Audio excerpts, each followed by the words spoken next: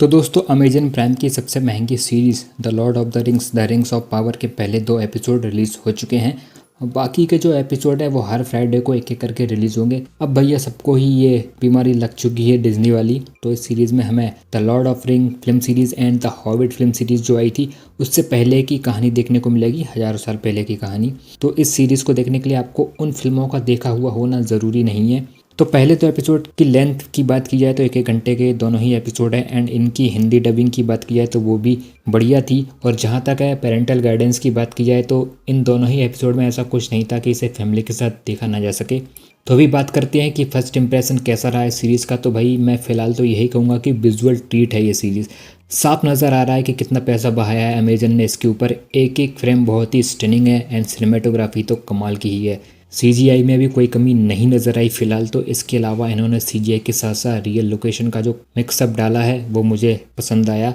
तो बात की जाए कहानी की तो एपिसोड 1 की शुरुआत होती है एक फ्लैशबैक से, जहां सीरीज़ की एक मुख्य पात्र गैलेड्रियल सूत्रधार के रूप में हमें बता रही होती है। उनकी प्रजाति यानी कि एल्प्स बहुत खुशहाल जिंदगी बिता रहे थे अपनी धरती वेलिनोर पर। उन्होंने मौत का कभी नाम भी नहीं सुना था, लेकिन फिर इस खुशहाली पर नज़र पड़ती है Morgoth the first evil god की, जिस कारण इनको अपनी धरती छोड़नी पड़ती है और वो पहुंचते हैं मिडिल अर्थ नाम की जगह पर। लेकिन वहाँ भी मॉर्गोथ का शागिर्द शोरन तबाही मचाने पहुंच जाता है एंड फिर इस सोरन की सेना एंड एल्फ्स प्रजाति के बीच में एक युद्ध होता है। एल्फ्स ये युद्ध हार जाते हैं और उसमें गैलेड्रियल का भाई भी मारा जाता है। तो जिन लोगों ने the Lord of the ring film series देख रखी है वो ये सोरन नाम सुनकर एक्साइटेड हो गए होंगे। इस युद्ध में जितने भी ये एल्फ्स लोग मारे गए हैं उनके शरीर पर एक निशान छोड़ा गया है, जिसका पता इन एल्फ्स के बड़े बड़े ज्ञाताओं को भी नहीं होता है कि ये क्या चीज़ है। एंड फिर इस युद्ध के बाद गैलेड्रियल डिसाइड करती है कि वो सोरन को ढूंढेगी और उसे मारेगी। लेकिन उस युद्ध के बाद सोरन एंड मॉर्गोथ की आर्मी कहाँ गई पता नहीं। बाकी लोगों को लगता है कि सोरन शायद अब नहीं रहा, लेकिन गैलेड्रियल को लगता है कि वो अभी भी कहीं है।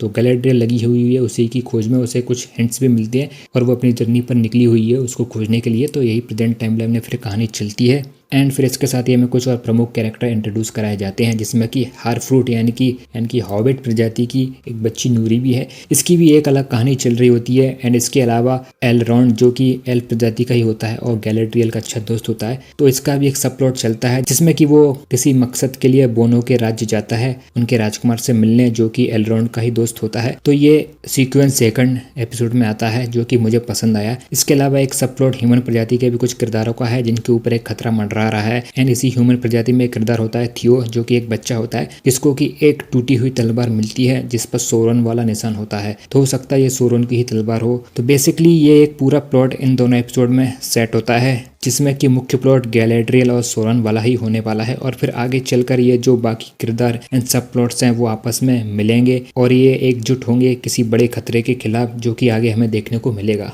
तो अभी कहानी धीरे धीरे खुल रही है और दोनों ही एपिसोड का स्क्रीन प्ले भी स्लोली आगे बढ़ता है एक ठहराव के साथ। मतलब कि अभी खिचड़ी धीमी आंच में पक रही है। बाकी अभी आगे और भी कैरेक्टर इंट्रोड्यूस कराए जाएंगे और भी विस्तार से हमें ये रिंग ऑफ पावर की दुनिया देखने को मिलेगी। ये 2 एपिसोड देखकर तो यही लग रहा है। और जिस तरीके का माहौल क्रिएट हो रहा है उससे आभास हो रहा है कि आगे कुछ बढ़िया बैटल सीन्स भी हमें देखने को मिल जाएं इसमें। फिलहाल इन दोनों ही एपिसोड में एक एक फाइट सीन हमें देखने को मिलता है जो कि ठीक थे और इनमें दिखाए जो महामानव टाइप के क्रिएचर थे उनका सीजीआई भी बढ़िया था। इसके अलावा बात की जाए परफॉर्मेंस की तो मुझे तो फिलहाल सभी किरदारों का एक्टिंग अच्छा लगा। बाकी सीरीज के 5 सीजन आएंगे तो जहाँ तक है इस फर्स्ट सीजन में हमें एक पूरा ओवरऑल सेटअप ही देखने को मिले इस पूरी कहानी का। और वो लोग जो लॉर्ड ऑफ द रिंग्स के फैन हैं और वो इस सीजन में सोरन को देखने के इच्छुक हैं, तो मुझे ऐसा लग रहा है कि शायद ही सोरन हमें इसमें दिखे। हो सकता है कि उसकी कुछ झलकियां हमें देखने को मिल जाएं इस सीजन में। बाकी ओवरऑल कहूँ तो मुझे ये 2 एपिसोड अच्छे लगे, खासकर विजुअली